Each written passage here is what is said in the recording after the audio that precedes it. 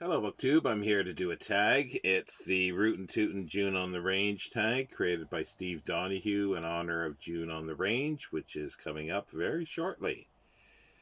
Now, there's 9 questions, and the 10th prompt is to tag other booktubers. Number 1 is Ways Out West. Have you ever been to the American West? Yes. Around 2000, I went to a book sale in Oklahoma City, Oklahoma. And we drove from southern Ontario all the way down through St. Louis and uh, just sort of straight across and saw a little bit. Some of it was driving at night, and it was, excuse me, in February. So, and while we were driving, there was still snow in the northern portions of our journey. And saw a few, farms, ranches, but didn't really see a whole lot. And Oklahoma City's like a city, like anything else. It was interesting to see Tulsa, Oklahoma, as well. Uh, but yeah, that's the American West that I've seen. Number 2, Dry Gulch. What's the smallest town you've ever visited? How small is your town right now? Well, that's a little. I'm not sure where the differentiation between a village and a town, because I've been to places where there's 2, 3 people that live, and or even 5 or 10, but I wouldn't quite call that a town. I've been to many places that have 50 to 100 people that are, I think, would be towns, but still could be a village. So yeah, so that's and I was born in northern Ontario on an island, and there were lots of small towns there. The town where I was born in was a town, and at the time I was born, I think there was well under 1,000 population, and I remember seeing the population sign of 1,600 as I was younger growing up. So that definitely is. But I've been to places where there's couple hundred people. I've been to many places, but whether they're a town or a village is another question. But definitely, the place that had 1,600 people was a town. And how small is your town? Well, it's not small. This should be a city, but things are very strange here in the UK, where it's. I don't think it's.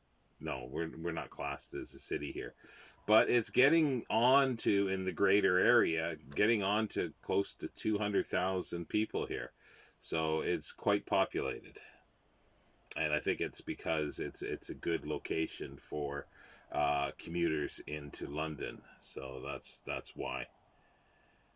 Number 3, where the buffalo roam. Have you ever seen an American bison in person? Yes, not that much up close, but I've seen them on farms or a farm with cattle.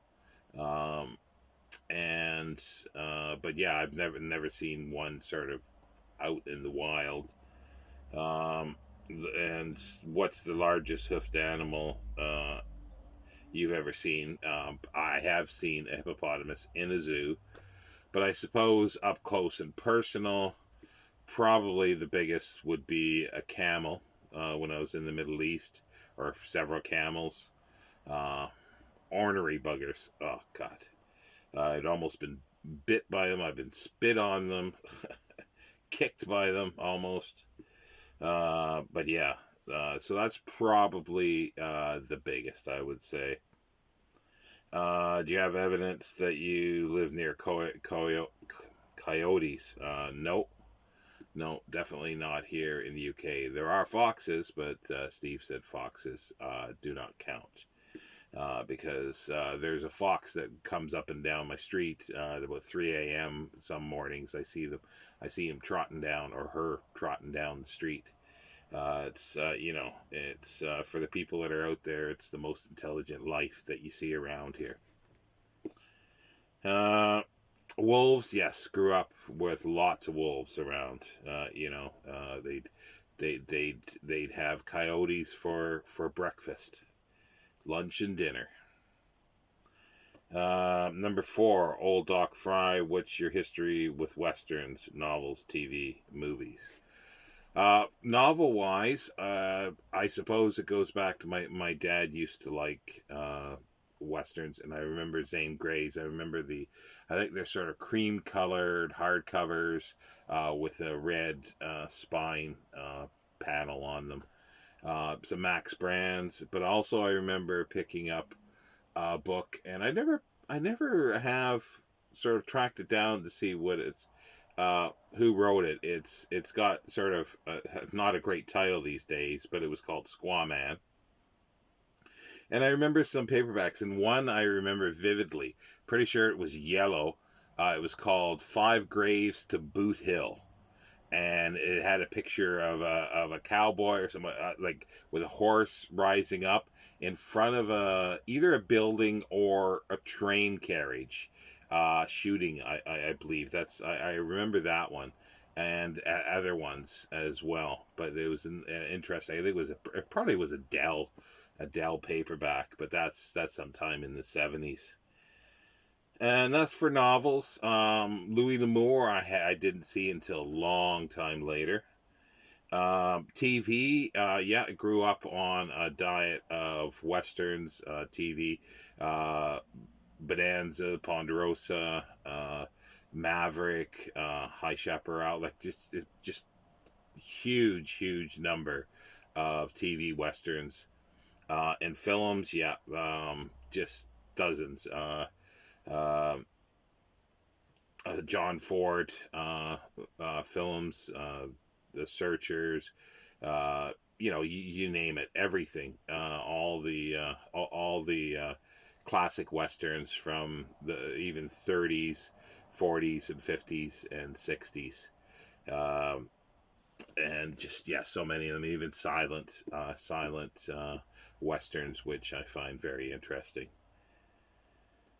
Number 5, Diamond Lil at the Rialto saloon. What's your relationship with alcohol, and have you ever had a friendship with a bartender? My relationship with alcohol is I can't get enough. I was never a huge drinker. I did have some benders. And I remember, I think I was going to bars when I was 14, because I was able to pass. And I was never ID'd until I think I was in university. Um, and I was in my 20s. I was like 22 or 23. And I was ID'd when I was in university. I went late to university. Um, but yeah, and university was all the time because we used to have courses that were in the morning, and then like 3 days a week where you'd have an afternoon course that ended about 2 o'clock, but then 7 o'clock. So it was like I never went home. I usually went to the library and did stuff, but then after a while, there was a bunch of us who had the same classes.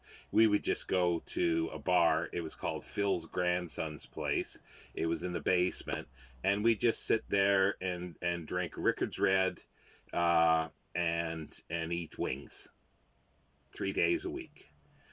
So most of the time we'd show up in our evening class pissed or half in, half done, and smelling of beer, definitely, and barbecued wings.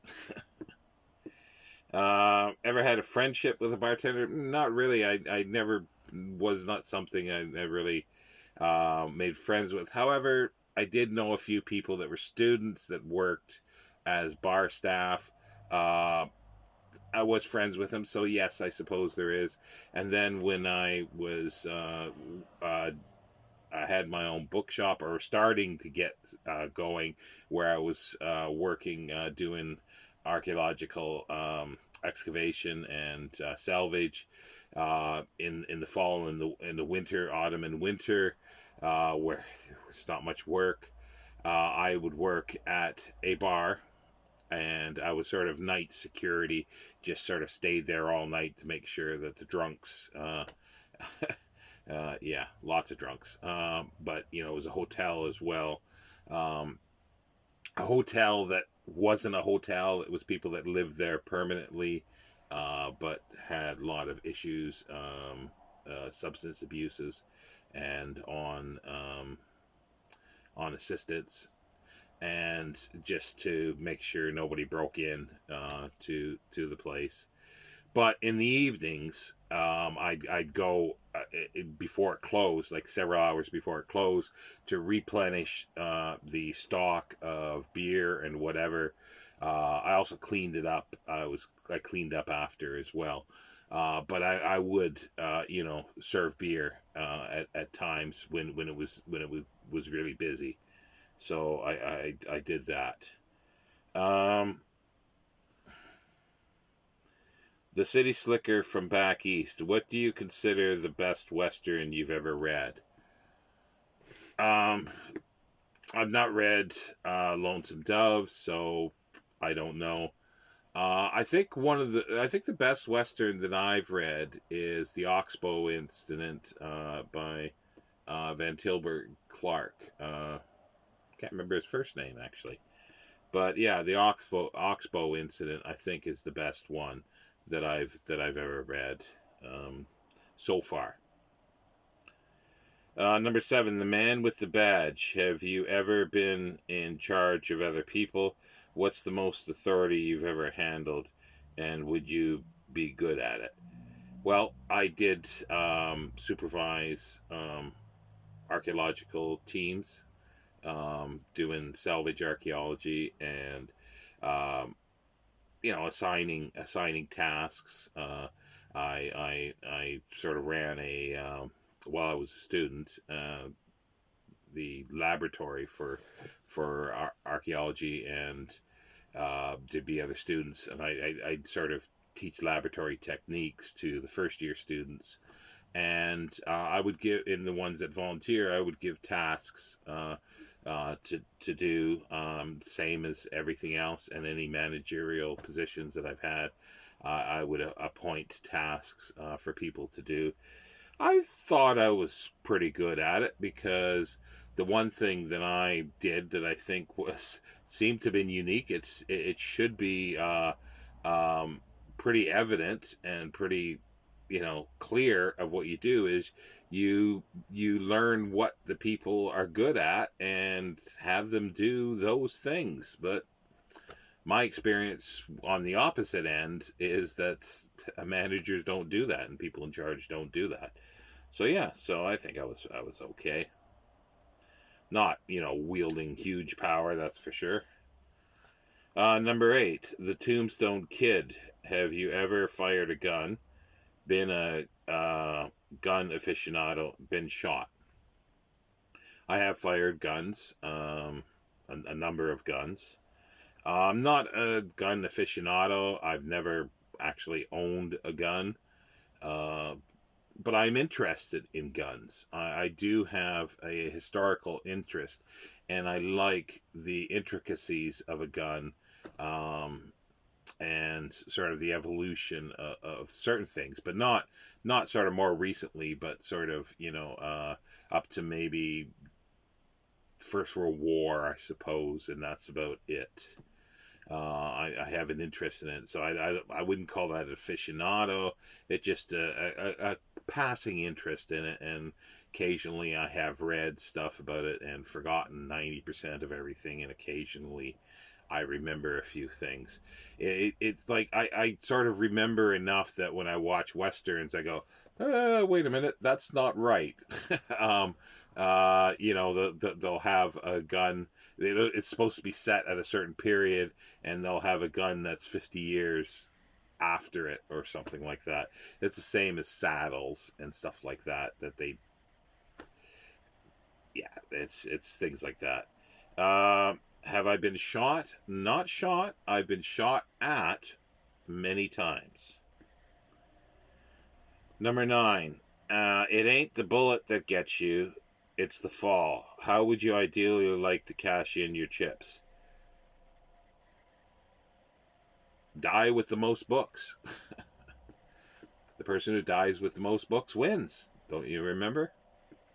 Um, I I hear a lot of things of saying that, to sort of to go out heroically in sort of, war or something.